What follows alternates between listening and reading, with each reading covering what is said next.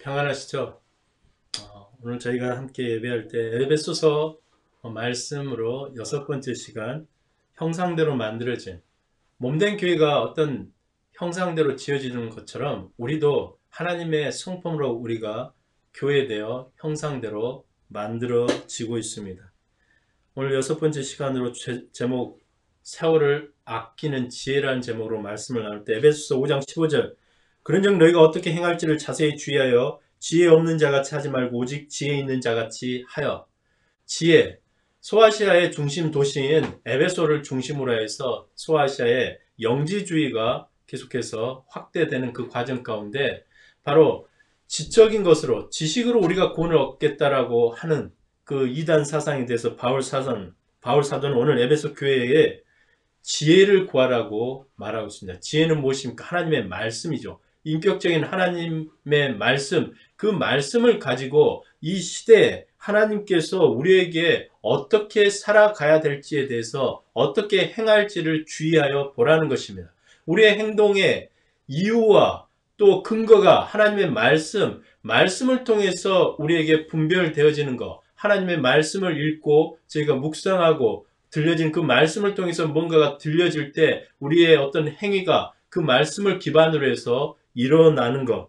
그래서 오늘 하나님이 주시는 이 지혜를 가진 사람들은 에베소서 5장 16절에 이렇게 나와 있습니다. 세월을 아끼라 때가 악하니라.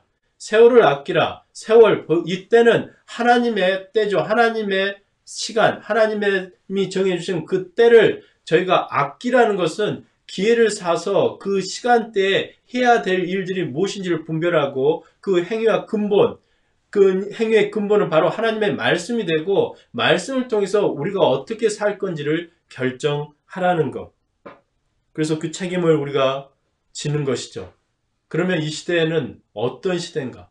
또 우리가 살아가고 있는 시간들을 보면서 하나님께서 원하시는 게 무엇일까를 늘 생각해 볼 때 우리는 인생의 어떤 시간대가 분명히 있다는 것을 분명히 기억하고 다른 사람들이 어떻게 살아가는가를 통해서도 우리는 하나님께서 그 시대에 우리가 어느 것을 향해서 가야 되는지 또 하나님의 말씀을 우리가 분명히 하고 그 말씀 안에 그 때를 분별해야 될 줄로 믿습니다.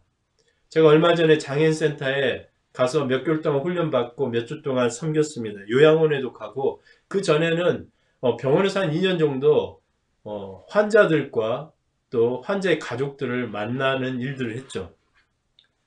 그러면서 적지 않은 사람들을 통해서 들었던 것, 그리고 어떤 리서치 자료를 보면 사람들이 어떤 위기의 순간, 요양원이 됐든 장애인센터가 됐든 병원이 됐든 또 다른 어떤 위기의 순간들이 왔을 때 우리가 중요하게 여기는 것, 우리 안에 남아있는 것, 우리가 절대적으로 필요한 두 가지가 있는 게 첫 번째 그것은 모든 사람은 영적인 것들을 추구한다는 것이죠. 신앙이 있든 없든 자기의 위기의 순간 가운데 나를 붙잡아주고 내가 의지할 수 있는 거기서 내가 힘을 얻을 수 있는 무언가 영적인 것들을 본능적으로 다 찾기 마련이라는 것이죠. 우리 믿는 사람들, 신앙인들에게는 그것은 믿음이겠죠. 우리는 절대적인 위기와 우리 삶의 위기의 시간들이 왔을 때 그 시간대에 우리의 행위, 우리가 어떻게 살 것인가를 결정할 때 하나님의 말씀인데 바로 신앙이라는 것이죠. 그 믿음입니다. 그리고 두 번째는 가족입니다. 요양원이나 그런 데 가보면 1년 12달 아무 가족이 안 오는 사람도 있어요. 그리고 좋은 동네가 됐든 변두리 동네가 됐든 다 가보면 비슷비슷해요. 평생에 어떻게 살아왔든 인생에 가서 마지막 시간이나 위기의 순간 가운데 머무르는 요양원이나 장애인센터, 병원이 거의 다 비슷비슷해요. 들어가 보면 거기서 우리가 어떤 안락한 삶을 누릴 수 있는 게 아니에요. 최소한의 공간 안에 우리가 살고 그 공간 밖에 나갈 수 있는 게 한정되어 있다는 거죠. 그나마 가족이 왔을 때나 케어러가 왔을 때 한두 번 밖에 나가지 거의 그 공간, 그 건물 안에 그냥 2평 넘짓한 그 공간 안에 어떤 사람은 24시간 그냥 그곳에 머무는 사람도 있다는 것이죠.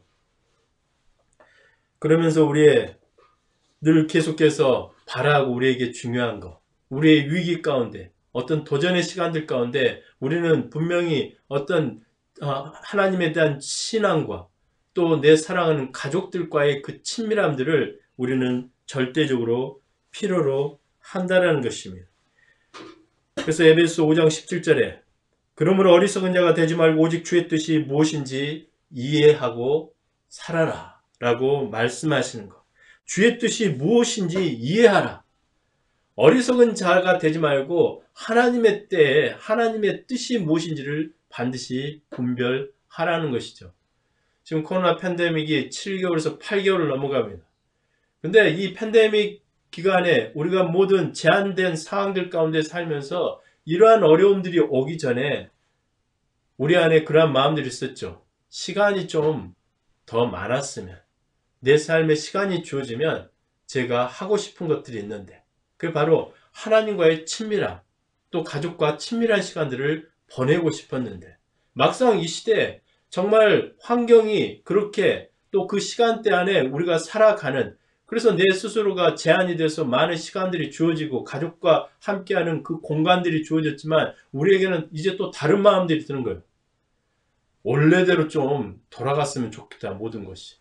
시간이 정말 바쁘게 살고 그럴 때는 내게 시간이 좀 주어져서 정말 하나님과의 친밀함을 보내고 내 이웃과 또 특별히 내 가족과 친밀한 시간을 보내고 싶은데 막상 그 현실적으로 그것들이 왔을 때는 이제는 다시 처음 오늘 팬데믹이 일어나는 현상 이전으로 돌아갔으면 좋겠다. 다시 바쁜 삶에 대한 뭔가 우리가 안정감을 누렸던, 그러면서 그 안에서 뭔가 우리가 추구했던 시대를 분별할 때 내 삶에 시간이 좀 주어져서 하나님과 또 가족과 시간을 보내고 싶어하는 마음들.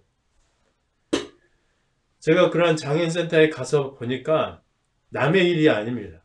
저도 25년, 길어봐야 30년이면 그러한 곳에 가 있겠다라는 생각이 드는 것이죠. 아무리 열심히 운동하고 건강 관리를 해도 어느 순간에 가면 모든 사람, 저를 포함해서 모든 사람들은 그러한 장애인 센터에 있던 요양원이 됐던 병원이 됐던 우리가 아프거나 어떤 장애가 생기거나 어떤 우리 건강이나 정신적인 어떤 어려움들이 생겨서 우리의 어떤 시간들을 그곳에서 사용해야 되는, 그곳에 머물러야 되는 시간대가 분명히 올 텐데 하나같이 그분들이 하시는 말씀들이 정말 영적인 것, 하나님에 대한 믿음과 신앙, 그것들이 내 생의 마지막 시간들 위기 가운데 나를 지키고 또 가족이, 함께하는 내 가족이 가장 절실하고 필요한, 그래서 그분들이 25년, 30년을 다시 거꾸로 돌아와서 사신다고 하면 그 어려운 시간들을 보내면서 절대적으로 필요한 하나님에 대한 신앙과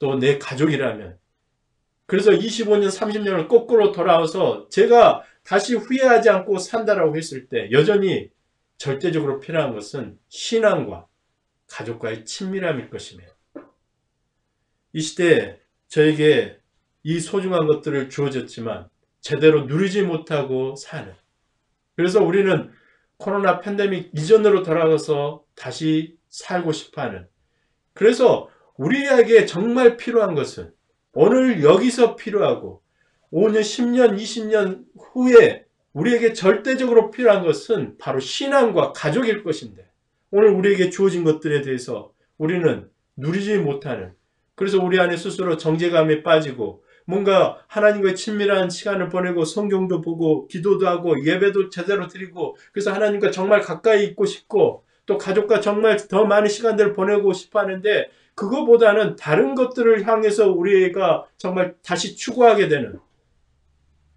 그러한 갈등과 또 좌절과 또 그것이 되지 않는 것으로 인하여 우리는 정죄감에 빠질 것인데 오늘 이 시대, 오늘 여기서 하나님께서 우리에게 주어주시는 것, 그리고 그 뜻은 무엇입니까? 오늘 여기서 제가 하나님의 뜻이라고 붙잡아야 될 그것은 무엇입니까? 에베소 5장 18절, 술 취하지 말라 이는 방탕한 것이니 오직 성령으로 충만함을 받으라. 제가 하나님과의 친밀함을 누리지 못하고 또 가족과의 친밀함을 누리지 못하고 또 이 시간들을 혹여나마 우리가 벗어나서 저에게 많은 것들이 다시 회복되어지고 예전의 것으로 돌아가서 쉽게 말씀드리면 다시 바빠졌을 때 다시 우리 안에 드는 정죄감, 하나님과의 친밀함을 보내고 또 가족과 친밀한 시간을 보내야 될 것인데 그렇게 하지 못하는, 그래서 그런 정죄감이 계속 돌고 도는 그게 20년, 30년이 지나가면 우리도 어느 순간에 가서 마지막 시간들을 보낼 때 후회하지 않는 것. 그것은 오늘 여기서 그런 정죄감에 빠질 게 아니라 바로 에베소서 5장 18절 말씀에 성령의 충만함을 받으라는 것입니다. 이것은 미룰 필요도 없고 내일 5년, 10년 제게 시간이 주어졌을 때 제 인생에 어떤 위기가 왔을 때가 하는 게 아니라 오늘 여기서 우리가 다시 한번 성령의 충만함을 기다리고 간구하는 것입니다. 우리 안에 이미 예수 그리스도를 믿음으로 인하여 성령이 우리 안에 오셨습니다. 하나님이 우리 안에 계시다는 증거, 바로 예수님을 믿음으로 우리 안에 정말로 믿음 안에 하나님이 계시다는 증거, 그것은 하나님의 성품이 우리 안에 계속해서 세워져 간다라는 것이죠. 그게 바로 성령의 충만함입니다. 하나님의 성품으로 우리가 충만히 채워지는 것. 그리고 우리의 머리 위에 성령의 세례가 부어지는 것이죠. 그것은 제가 오늘 예수님을 믿고 구원을 받았다라는 그 증거로 하나님의 성품이 제 안에 살아있다라는 것. 그것뿐만 아니라 우리 머리에 성령의 세례가 임해서 나의 구원뿐만이 아니라 내 이웃의 구원, 특별히 내 가족의 구원을 이루기 위해서 오늘 내 안에 성령의 충만, 내 머리 위에 성령의 세례가 부어져서 우리가 성령의 충만을 분명히 받아야 될 줄로 믿습니다. 주 예수를 믿으라. 너와 내 집이 구원을 얻는다 했는데 오늘 우리는 여기서 성령의 충만을 통하여서 내가 구원받은 확신과 믿음과 또 저를 통해서 또 누군가 가까이 있는 제 가족이 구원을 이뤄가는 그런 성령의 충만이 저희는 지금 구해야 될 때이고 그것이 하나님의 뜻일 줄로 믿습니다. 제가 성령의 충만을 받는 이유, 그는 고린도후서 6장 2절에 이르시되 내가 은혜 베풀 때 너에게 듣고 구원의 날에 너를 도왔다 하셨으니 보라 지금은 은혜를 받을 만한 때요 지금은 구원의 날이다. 지금 은혜를 받을 때 여기서 우리가 성령의 충만함을 받을 때 그래서 저에게 구원이 완전해지고 저와 함께하는 제 가족의 구원이 완전해지는 바로 성령의 충만을 구하는 은혜의 때 구원의 날일 줄로 믿습니다.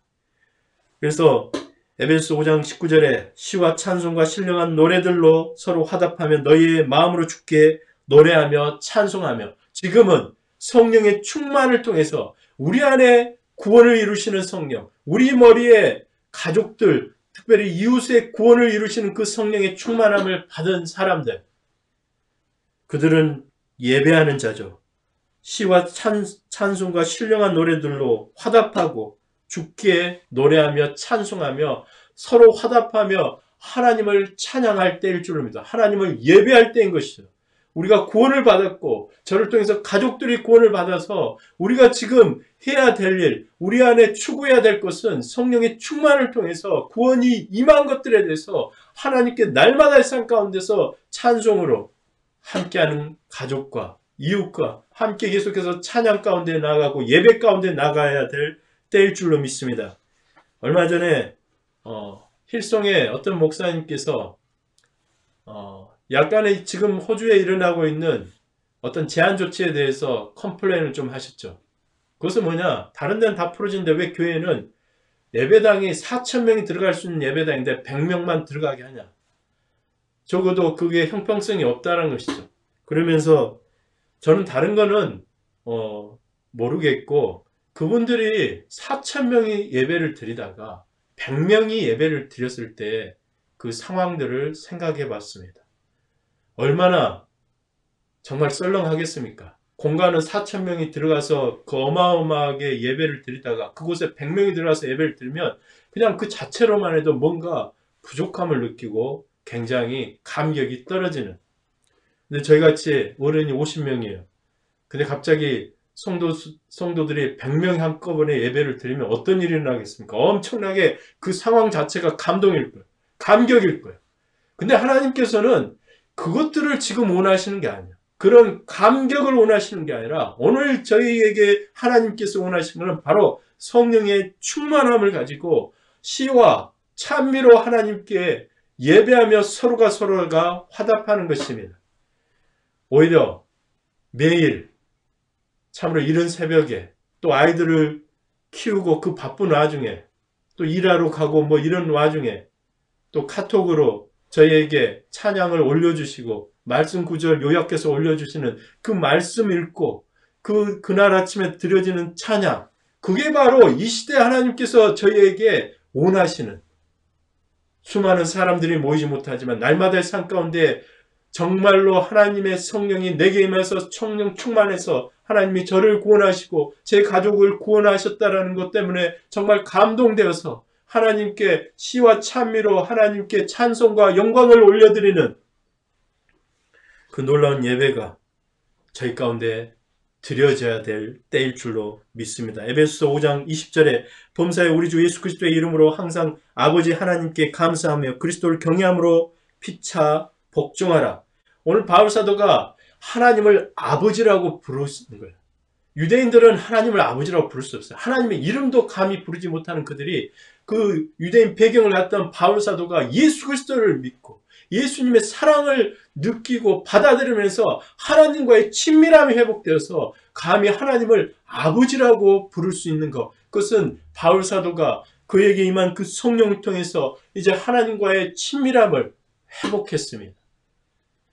그리고 그리스도를 경외함으로 피차 복종하라. 하나님을 사랑하고 하나님과의 친밀함을 누리지만 우리는 그 친밀함 가운데서 경외함이 함께하면서 공경함이 함께 가는 거예요.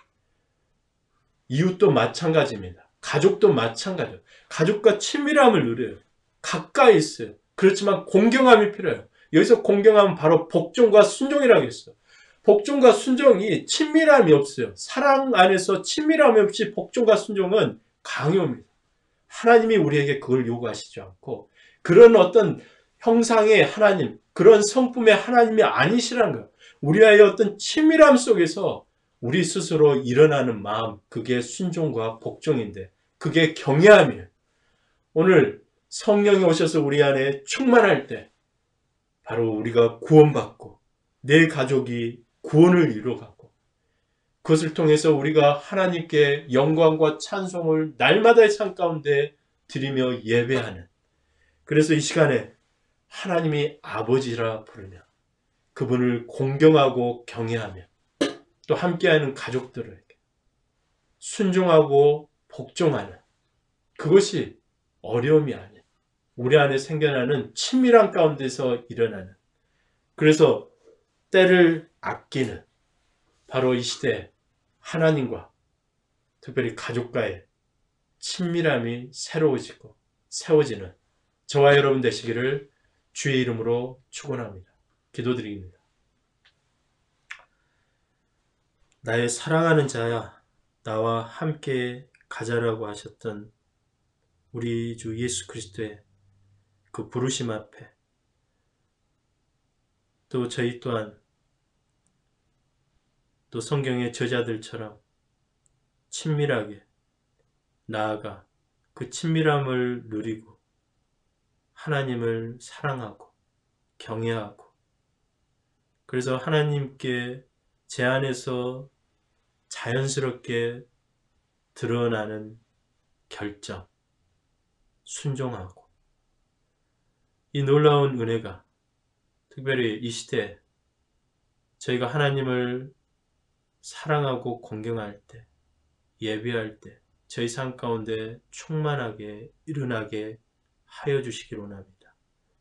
그래서 사랑하는 제 가족들, 이제 친밀함 가운데 사랑하고 돌보며 또한 가족 한 사람 한 사람과의 놀라운 인격적인 사귐과 또 그것을 통하여서 그 친밀함 속에 저희가 이제 서로가 서로를 향하여서 순종하는 그러한 놀라운 역사들이 저희 가운데 일어나도록 도와주옵소서. 감사드리고 우리 주 예수 그리스도 이름으로 기도드리옵나이다. 아멘.